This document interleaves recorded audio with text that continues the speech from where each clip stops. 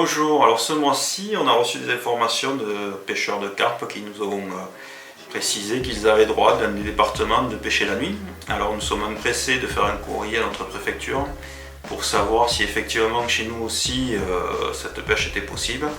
Je vous avoue qu'on n'a pas de réponse à ce jour et je crains qu'on n'en ait pas d'ici longtemps parce que personne n'est capable aujourd'hui de prendre la responsabilité de vous laisser aller pêcher en toute confiance et en toute légalité surtout.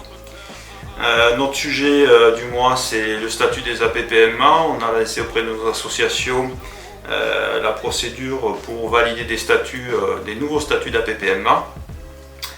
Pas trop de questions à se poser puisque ces statuts sont approuvés par les ministères, donc ils ne sont absolument pas discutables, donc c'est vraiment une procédure complètement administrative. Le sujet du mois est très chaud et très brûlant, ça a été l'attaque des animalistes sur la pêche à Paris et dans d'autres villes de France. Nous avons réagi sur Facebook, pour ceux qui ne l'auraient pas vu, on a pris une position très forte pour défendre l'intérêt de tous les pêcheurs, puisque aujourd'hui c'est la pêche au vif qui est menacée, mais c'est bien la pêche dans son ensemble qui voudrait être interdite par ces personnes-là, qui sont des extrémistes dans leur mouvement. Et le sujet peut-être le plus intéressant pour les pêcheurs locaux, c'est les données maintenant de tout ce qui est lâcher de truites qui figure sur Tourisme Aveyron. Mais pas que, puisque je vais vous présenter ça sur mon post. On a aussi de nombreux parcours de pêche qui sont identifiés avec pas mal de liens. Donc il vous faut aller sur le site Tourisme Aveyron, où je suis déjà rentré. Avoir à faire, vous avez un petit onglet pêche ici. Alors j'espère que vous avez une meilleure connexion que nous à la fédération, que ça ira plus vite.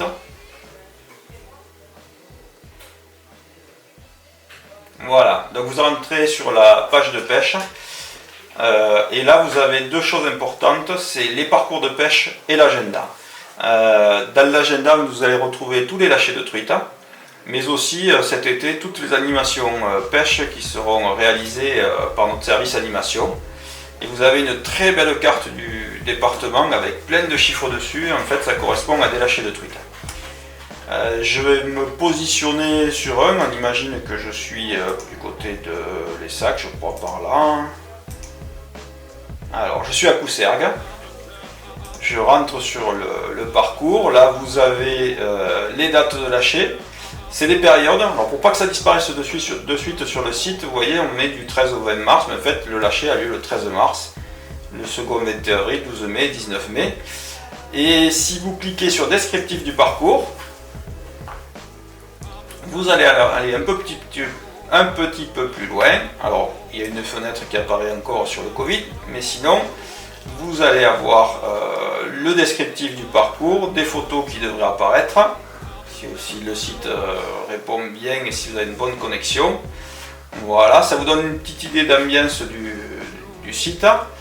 Et vous avez pour certains par exemple des liens directs sur le niveau sur Vigicru, qui vous donne les niveaux de la serre sur les 7, 14, 30 jours.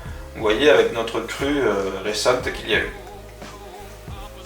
Alors là je suis sur un autre parcours qui ne concerne pas les lâchers de truites, c'est le lac de Pont-de-Salard, où vous allez retrouver plein d'informations.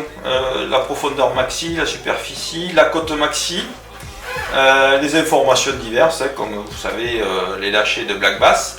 Mais vous allez aussi retrouver des liens pour avoir les réserves temporaires avec leur période d'activation, l'accessibilité des mises à l'eau, celle des rousselleries, Montredon, la navigation avec le schéma directeur et l'arrêté de navigation, et après des liens avec notre fédération, mais aussi des vidéos.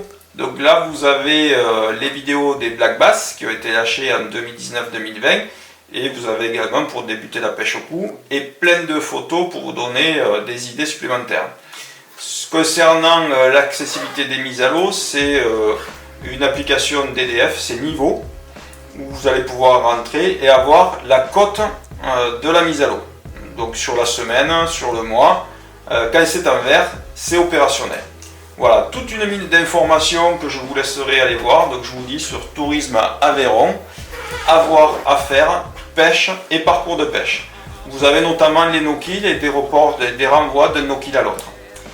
Alors j'espère que vous allez naviguer sur ce site où on a mis plein d'informations, et ces informations à terme seront également sur le nouveau site de la fédération que nous espérons opérationnel fin juin pour pouvoir faire la promotion de toutes les animations de cet été notamment.